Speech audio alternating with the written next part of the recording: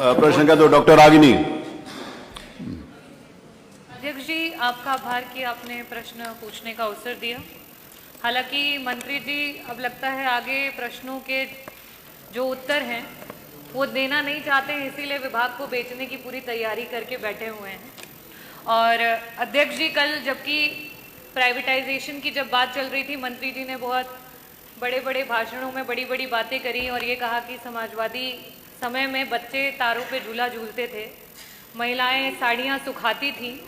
नहीं मंत्री जी, देखिए, हम समाजवादी सच हमेशा एक्सेप्ट करते हैं, झूठ नहीं बोलते हैं।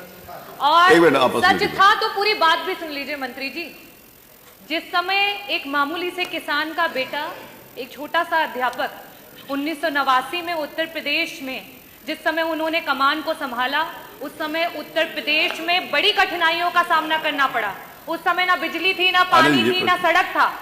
उस माहौल में, उस माहौल से लेकर के जब आप लोग 2017 में आपने सरकार बनाई है, समाजवादियों ने आपको 17,000 मेगावाट का उत्पादन करके आपको यहाँ पे पहुंचाया। लेकिन अध्यक्ष जी, मंत्री जी बहुत बड़े बड़े दावे करते हैं, बहुत बड़ी बड़ी बातें करते हैं।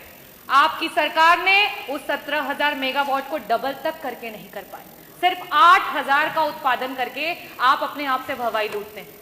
अध्यक्ष जी, मेरा सवाल मंत्री जी से था, बार बार आज भी उन्होंने कहा कि 75 वर्षों में आपने क्या किया, बार बार आम और बबूल का हवाला देते हैं।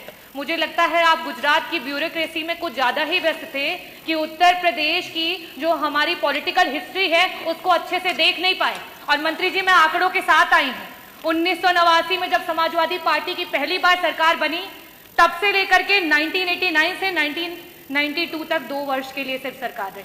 उसके बाद 93 से लेकर के 95, फिर 2003 से लेकर के 2007 और पहली बार पूरी पंचवर्षीय की जो सरकार रही, जिसमें माननीय श्री अखिलेश यादव जी बतौर मुख्यमंत्री जिन्होंने कार्य किया, अपने विजनरी विजन को लेकर के, लीडरशिप को लेकर के पूरे उत्तर प्रदेश को जिस तरीके से उत्पादन बढ़ा करके और बिजली की व्यवस्था को अच्छा किया, वो आज आप उसी की देन है कि यहाँ पे कुछ काम कर पा रहे हैं। और आप क्या कर रहे हैं? आप बिजली विभाग को बेच रहे हैं। मेरा बहुत ही सिंपल सा प्रश्न था आपसे कि जो ट्रांसफार्मर आए दिन क्षतिग्रस्त हो रहे हैं, आप लगा रहे हैं और अगले पल वो ट्रांसफार्मर खत्म हो जा रहे हैं, उनके लिए आपने क्या किया?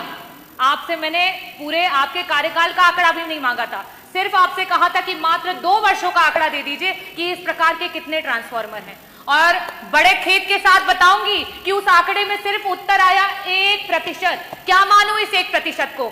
हजारों में मानूं, लाखों में मानूं या करोड़ों में मानूं? मंत्री जी, आज निजीकरण शायद इसीलिए कर रहे हैं क्योंकि ये मंत्रालय को खुद अपने ऊपर विश्वास नहीं रह गया है। तो जब आपको अपने विभाग पे विश्वास नहीं रह गया है तो जनता को क्या विश्वास रहेगा? मेरा दूसरा प्रश्न आपसे ये है, क्योंकि समय की बाध्यता हो चुकी है और मंत्री जी वैसे भी जवाब देना नहीं चाहते हैं, तो मैं आपसे दूसरा प्रश्न ये करूंगी कि पहले जब ट्रांसफार्मर्स बनाने के लिए और उसके टेंडर दिए जाते थे तो ऐसी कंपनियों को दिया जाता था जिन्हें ट्रांसफार्मर बनाने आता था, जिनका उसमें एक्सपीरियंस था। आपकी सरकार में उन टेंडर्स को उठा करके ऐसे ऐसे लोगों को टेंडर दिया गया है जिन्हें ट्रांसफार्मर्स के बारे में कोई भी, जिस तरीके से कल हमारे बीच में ओम प्रकाश जी ने भी कहा कि मोंटी कार्लो जैसी कंपनियों को एबीसी वायर बनाने के टेंडर दिए जा रहे हैं, आपके सरकार में सिर्फ गरीबों की कमर तोड़ने का काम किया जा रहा है। मेरा लास्ट में सिर्फ यही प्रश्न है कि क्या सरकार वापस से मंथन करेगी, वापस से सोचेगी कि इस निजीकरण को रोका जाए?